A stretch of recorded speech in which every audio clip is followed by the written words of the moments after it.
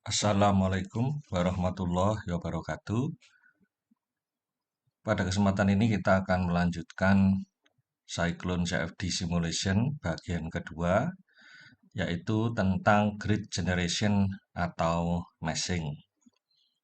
Ada tiga hal utama yang harus kita perhatikan saat kita akan melakukan meshing. Yang pertama adalah thickness of boundary layer.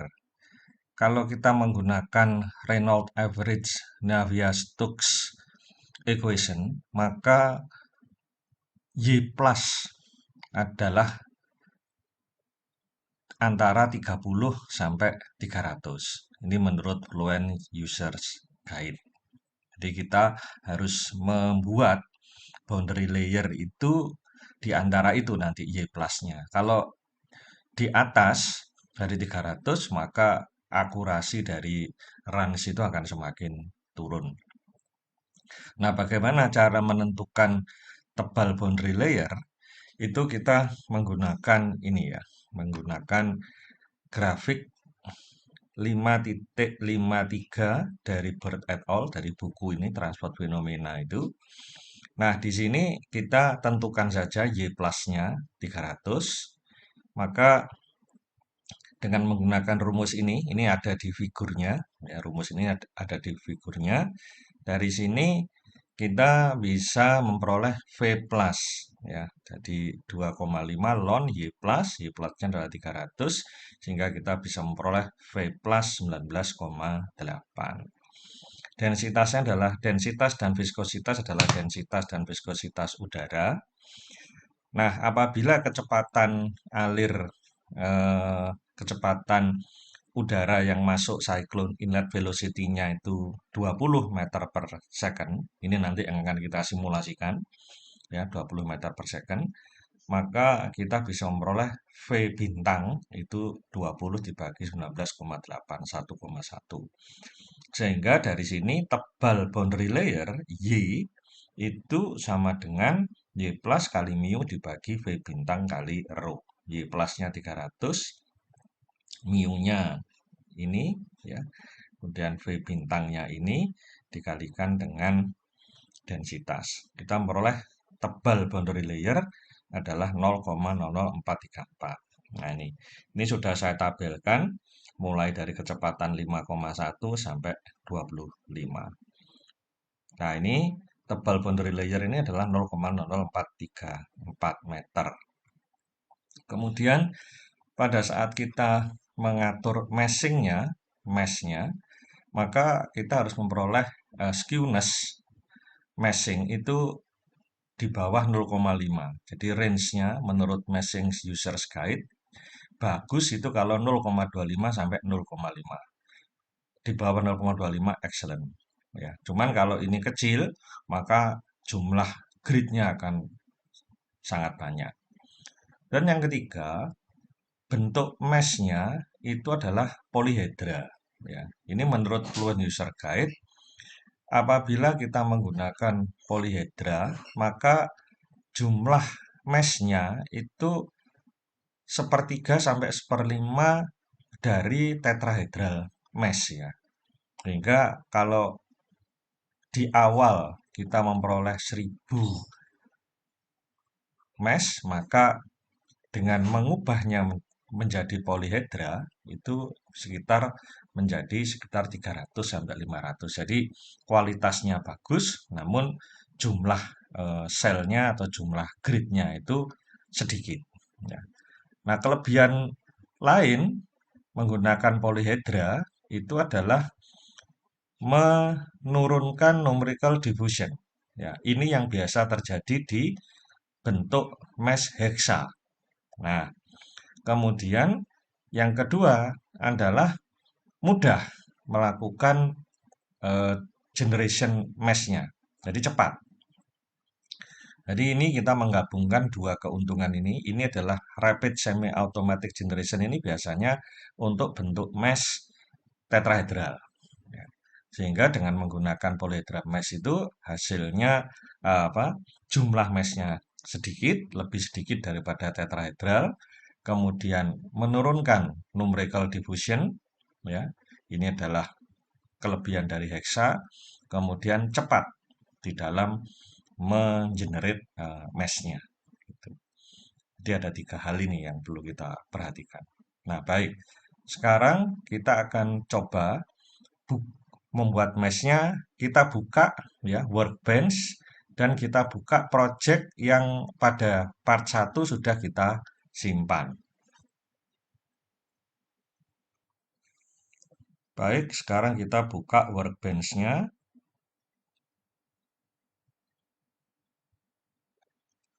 Nah, ini workbench-nya sudah terbuka. Kita buka yang lalu ya. Ini kalau saya ini kemarin. Nah, kemudian dari sini kita buat mesh ya. Ini mesh satu di sini. Ini kita buat mesh untuk cyclone inletnya dulu. Kita beri nama cyclone inlet ya, mesh. Nah, kemudian kita buat satu lagi untuk cyclone body. Cyclone body ya. Nah, kemudian kita hubungkan sekarang dari geometri cyclone inlet, kita hubungkan ke mesh-nya dengan cara diklik kiri satu kali, kemudian dari klik kiri ini kita klik kiri, kemudian kita geret kursornya ke sini. Kita lepas klik kirinya. Nah, ya. Begitu pula ini kita klik kiri satu kali, kemudian kita klik kiri, jangan dilepas, kita bawa kursornya ke sini. Kita lepas klik kirinya. Nah, ini sudah terhubung. Nah, sekarang kita mulai dulu dari cyclone inletnya. Ini masuk ke mesh ini, kita klik kiri, ya. Kita klik kiri, di sini kita klik kiri satu kali, tik, kemudian kita klik 2 kali, tik, tik. Nah, kita tunggu. Nah, ini starting meshing ya. Kita tunggu aplikasi ANSYS meshing terbuka. Nah, ini sudah terbuka meshingnya. Nah, sekarang kita akan nah ini sudah keluar ya. Sudah keluar. Coba ini kita atur penampilannya. Nah, ini ya. Nih, ini ini adalah bagian outlet, ini bagian outlet, nanti yang sini bagian inletnya. Ya, jangan kebalik ya. Jadi, karena Y-nya ke arah sana, berarti yang ini bagian outlet, yang ini bagian inlet. Ya. Nah, ini kita anu saja, kita pilih ya ke sini ya, ke face, kita klik face, kita klik ini. Kita klik ini, kita klik kiri maksudnya ya. Klik kiri bagian ini dan kita klik kanan. Nah, ini create name selection. Kita beri nama outlet inlet section ya. Oke. Ya, kemudian yang bagian sini nah yang ini kita klik kiri satu kali, klik kanan, create name inlet inlet section ya. Oke. Nah, kemudian yang bagian ini ya, ini kita pilih juga klik klik kiri satu kali, kemudian tekan tombol shift, maaf, kontrol ya. Jadi caranya ini klik kiri satu kali, tekan kontrol, diklik kiri bagian ini, terus kontrolnya jangan dilepas.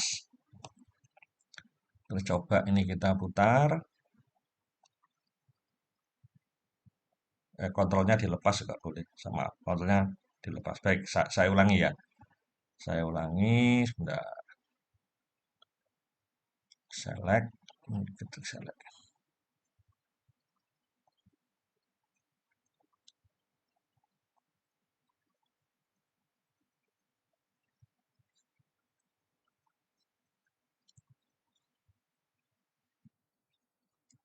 Kita ulangi.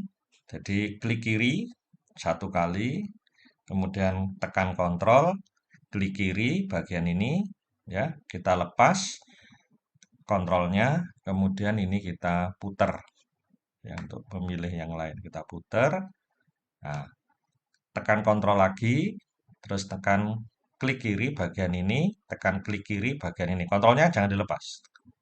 Nah, jadi kita sudah kontrolnya dilepas, kita sudah memilih 4 face ya. Kita klik kanan, create name selection ya. Ini wall bagian section inlet. Nah, oke. Nah, dari sini kita sudah sekaligus membuat apa? Boundary condition. Jadi inlet, outlet, dan wall bagian section inlet. Baik, sekarang kita akan mulai mengatur mesh-nya, ya, mesh-nya. Jadi seperti di sini,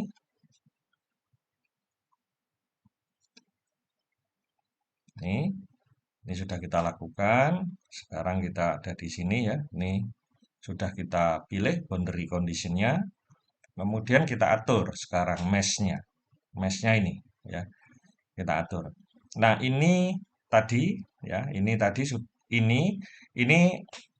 adalah untuk bagian dalamnya, bagian bodinya. Jadi domain calculation-nya itu kita atur ukuran mesh-nya sebesar 1 cm. Ya. Jadi rusuknya itu panjangnya 1 cm. Kemudian ini kualitasnya kita set target skewness-nya 0,5. Ya. Kemudian ini adalah untuk boundary layer-nya. Nah, di sini saya menggunakan separuh dari ini tadi. Ya, separuh dari nilai ini. Ini kan nilai tebal boundary layer-nya kan 0,00434. Nah, di sini saya gunakan separuhnya. Ya.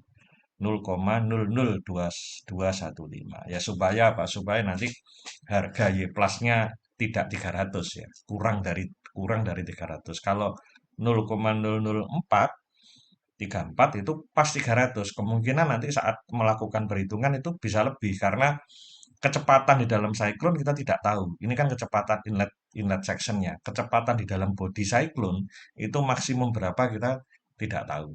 Ya. Sehingga di sini saya asumsikan separuhnya. Ya. Baik, caranya adalah sebagai berikut. Jadi ini di bagian mesh, diklik bagian mesh. Kemudian ini kita pilih CFD ya. Luen, elemen ordernya kuadratik. Nah, ini elemen size-nya 0,01. Enter, standar, kemudian kita ke sini, klik quality. Nah, ya. Kemudian ini kita pilih mesh metric-nya adalah skewness ya.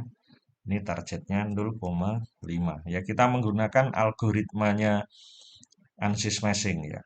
Ini high, udah. Kemudian kita untuk boundary layer-nya kita klik di bagian mesh, klik kiri, kemudian klik kanan, insert ini ya, inflation. Kita klik bagian inflation. Nah, ini inflation. Nah, bodinya ini adalah bodinya ya. Ini kita klik apply bodinya. Kemudian boundary layer-nya adalah di atas dari dinding. Dan yang wall-nya itu kan dinding ya. Apa? Boundary layer-nya itu kan di atas dinding ya. Dinding. Ya, dinding. Kemudian ini bukan smooth tapi total thickness. Nah, kita isi sekarang. Total thickness-nya adalah 0,00215 ya. Jadi 2 mili. Enter. Nah, sudah. Kemudian dari sini kita generate. Nah, ini kita tunggu sampai dia komplit. Ini agak memakan waktu ya. Nah, ini sudah selesai meshing-nya. Kita lihat di sini. Kita klik bagian mesh. Kita ke sini statistik. Nah, ini kita lihat hasilnya adalah jumlah meshnya 275,070 dengan bentuk tetrahedral. Ya, bentuknya tetrahedral. Nah, kalau kita lihat kualitasnya ini di sini. Ini maksimumnya 0,71 ya, tapi rata-ratanya 0,271. Kalau kita lihat mesh matrixnya di sini hampir sebagian besar kualitas meshnya itu di bawah 0,5 ya, ada sedikit yang di atas 0,5. Jadi kualitasnya sudah eh, baik ya, cenderung excellent ya. Ini karena yang terbesar ada di sini. Baik, ini adalah untuk ini jadi kita sudah selesai nih untuk meshing bagian inlet section. Nah, sekarang kita masuk ke bagian siklon body. Terlebih dulu kita harus memilih ininya, boundary conditionnya. Nah, sekarang kita akan mulai untuk melakukan meshing untuk siklon body. Kita kembali ke workbench, kemudian di bagian siklon body ini, nah ini ya, ini kita klik satu kali, kemudian kita klik dua kali.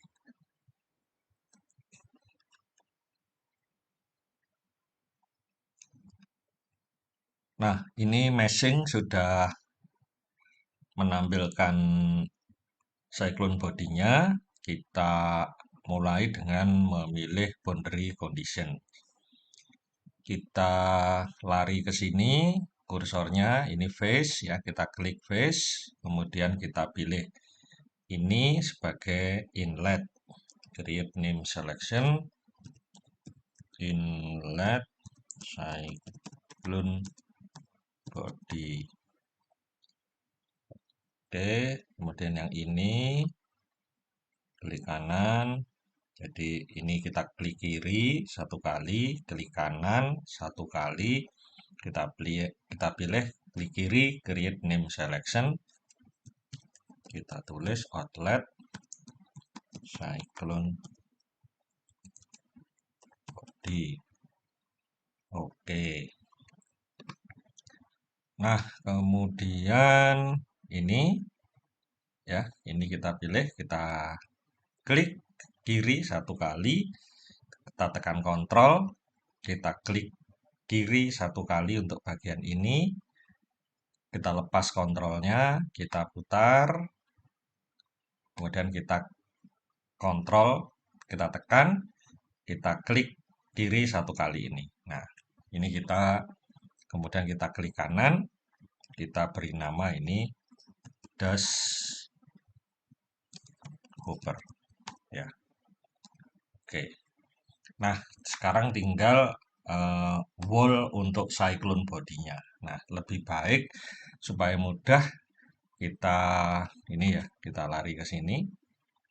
Kita tree-nya kita nyalakan. Ini kita hide. Kita hide ya. Klik kiri satu kali, klik kanan, hide. Kita klik kiri dashboard, kita klik kanan, hide. Nah, sehingga ini sudah semua adalah wall untuk cyclone body. Tinggal kita klik kanan satu kali, kemudian kita pilih select all. Kemudian kita klik kanan lagi, kita create name selection wall cyclone body. Nah, jadi mudah ya. Nah, sudah. Dan kita klik kanan, kita tampilkan semua show hidden face. Nah, sudah kembali lagi semua. Nah, ini sudah. Ini inlet, ini outlet, ini dashboard, ini wall cyclone body. Oke. Nah, kemudian sama seperti yang tadi, kita akan mulai men-setting mesh-nya. Ya, kita klik di sini bagian mesh, klik kiri. Kemudian ini kita ganti CFD. Kemudian ini Fluent, ini kita pilih yang kuadratik. Nah, untuk elemen size ini sudah saya coba-coba supaya nanti jumlah elemennya maksimal ya. Ini kayak setelah saya coba-coba itu sebesar 0,07 supaya nanti jumlah elemennya ini maksimal ya, sekitar 1 juta sel. Jadi supaya saat nanti di convert ke polihedra itu jumlahnya juga maksimal sekitar 400.000. Ini sudah. Kemudian kita klik bagian quality ya. Ini high dan mesh metricnya kita pilih skewness.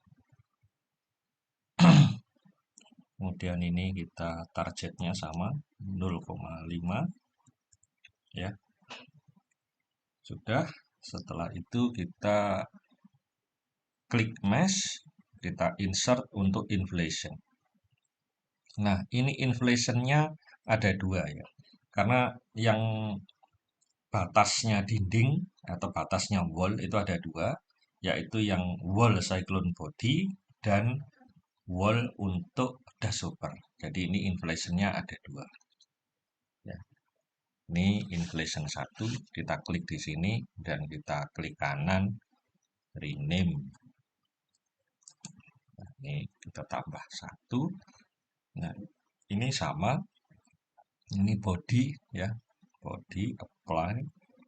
Terus ini bukan geometry selection tapi name selection. Ini kita pilih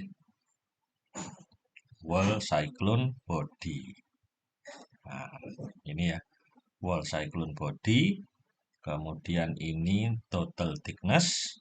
Nah, ini sama seperti yang di wall cyclone inlet 0,215.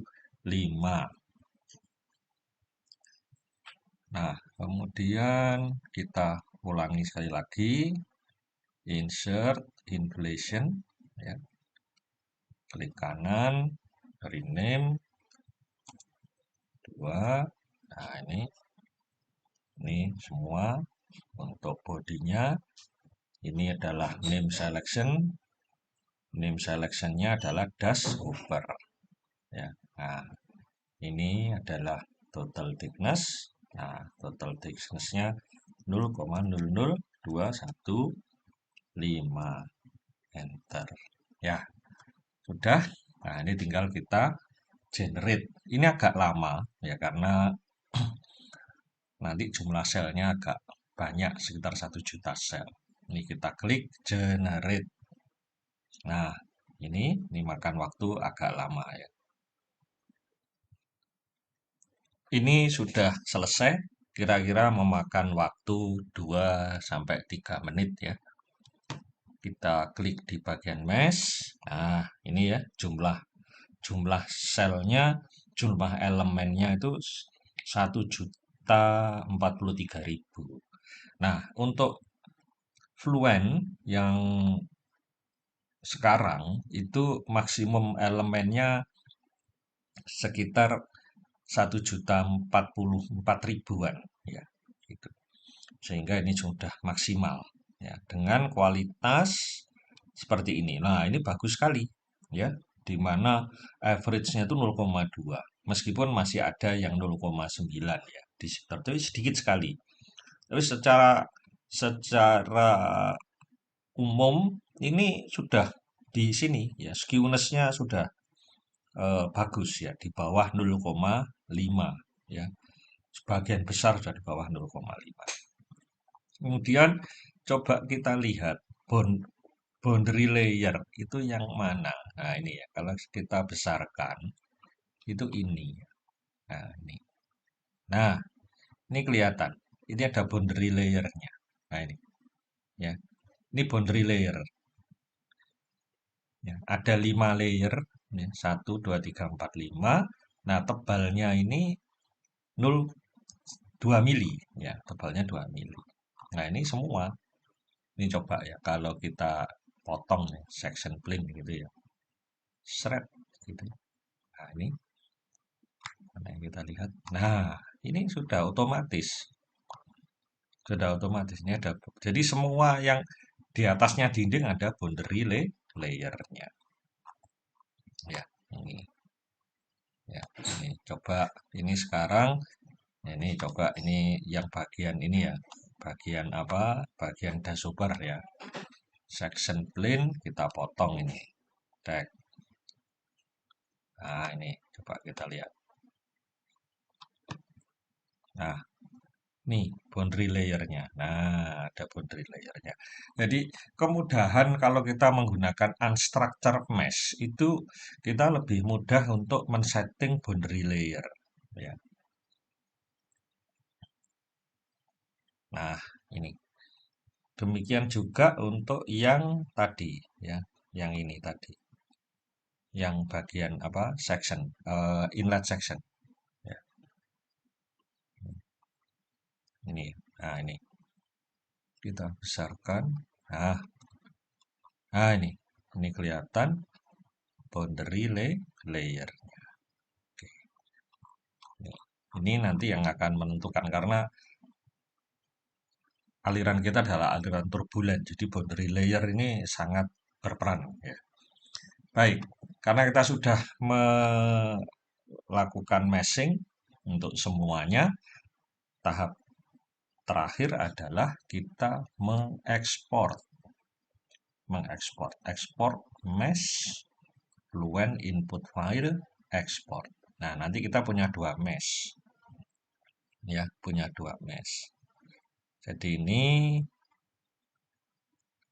ya, ini, ya, cyclone inlet mesh, oke. Kemudian yang satunya file export mesh fluent export. Ini, nah, kita beri nama,